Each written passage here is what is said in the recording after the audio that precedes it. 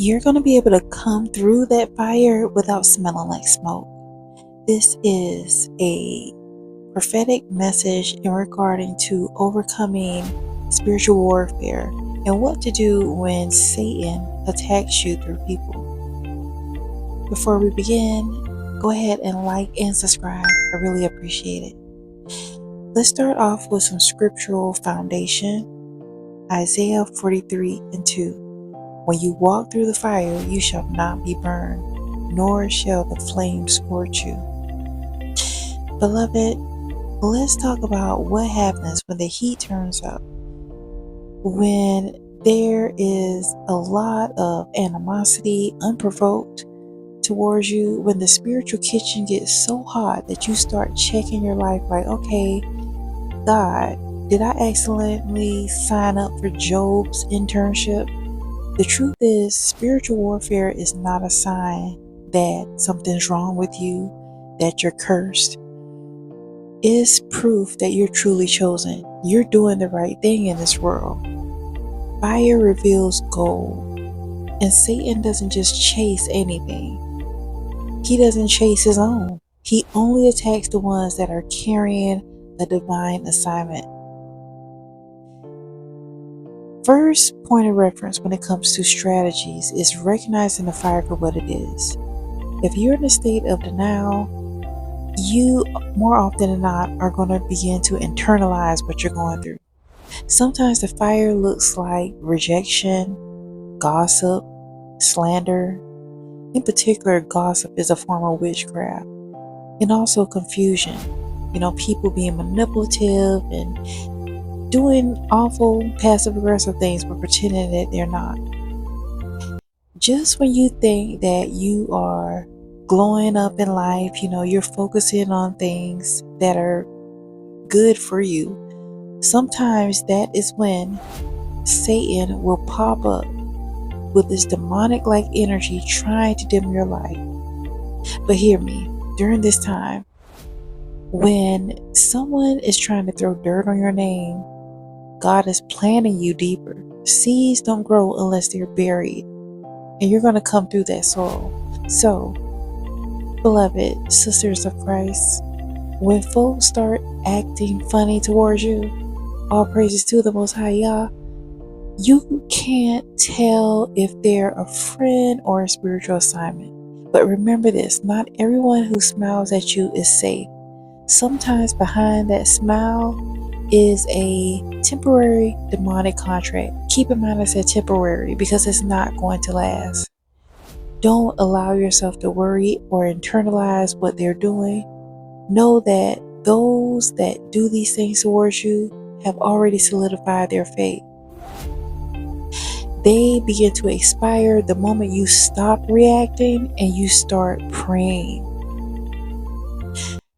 The second strategy is don't fight fire with fire. Fight fire with faith. When Satan uses people to attack you, your flesh will want to clap back. You may want to get on their level. You may want to take it all the way down to hell. But that is a trick of the enemy. You may even want to post subliminals or even write an in-depth paragraph of a text, even with perfect grammar and all of that, thinking that, you're going to somehow get these people's attention. That is exactly what the enemy wants. The enemy wants your attention. The enemy wants to distract you. The enemy wants a reaction. So the strategy, stay calm, stay quiet, stay anointed. Because silence confuses the devil. When he is throwing a hissy fit or she is throwing a hissy fit, bringing all type of flames your way, respond with, God, Yah, Jesus Christ, I thank you anyway. This really gets the enemies nervous because literally Satan is like, wait, she's praising God even in this fire? Absolutely. That's when God steps in. Move into a position that you have full faith. And understand that your faith is going to increase in those experiences of discomfort. The third strategy is the Shadrach strategy, worshiping in the flames. Now, this is in regard to the story of Shadrach, Meshach, and Abednego. They didn't escape the furnace. They went in it, but they weren't alone. The king looked in and said, "Didn't we throw these 3 men in? I see 4. This is your reminder. You're never in the fire alone. Yeshua, that is, Jesus Christ, doesn't meet you after the battle. He meets you in the battle. So when you feel the flames, start worshiping. Stop praying. Turn your warfare into worship. Let your tears be your offering to the heavens, and understand that you're shielded with your faith. Because you worshiping the Most High in the midst of all of it is a fireproof armor for yourself. The fourth strategy is laugh while you're coming through this thing. Here's where you add some holy humor. Okay, so you ever notice how after every fiery trial, your glow up is just insane. It's crazy. Your peace is stronger, your discernment is sharper, and your enemies look baffled. They're straight up confused because they're like, how in the world is she still standing? Or how in the world is he standing? Tell them, because I came through the fire and I don't even smell like smoke. Some of you, you're about to get so blessed to the point that the same individuals that allow themselves to be weak enough to be used by Satan, the ones that mocked your breakthrough, the ones that saw that you were going through some things and they even mocked your breakdown, they are going to want to put on shades just to handle the glare of your breakthrough. The fifth strategy is to remain fireproof. The Most High is blessing you with a survival kit, a spiritual tool kit, if you will. One of these tools is your affirmations that you armor up yourself on a daily basis. Armor yourself with, when you get up, pray, bless your day as you get up.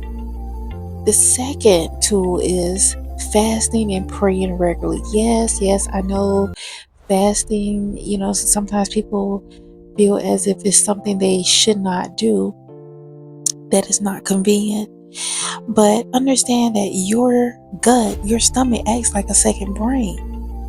You'll have more clear thinking. You'll be able to really get through these situations without allowing it to completely control you by fasting and praying.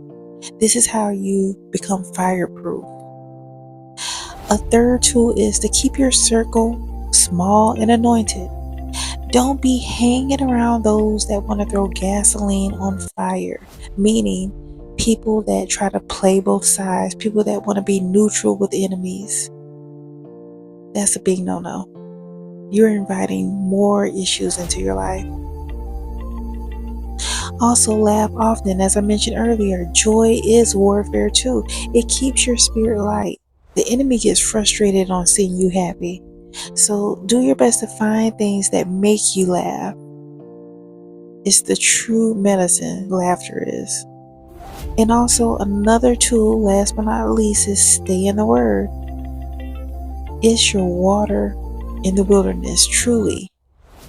You're protected. And let's go ahead and get into some prophetic declarations, okay?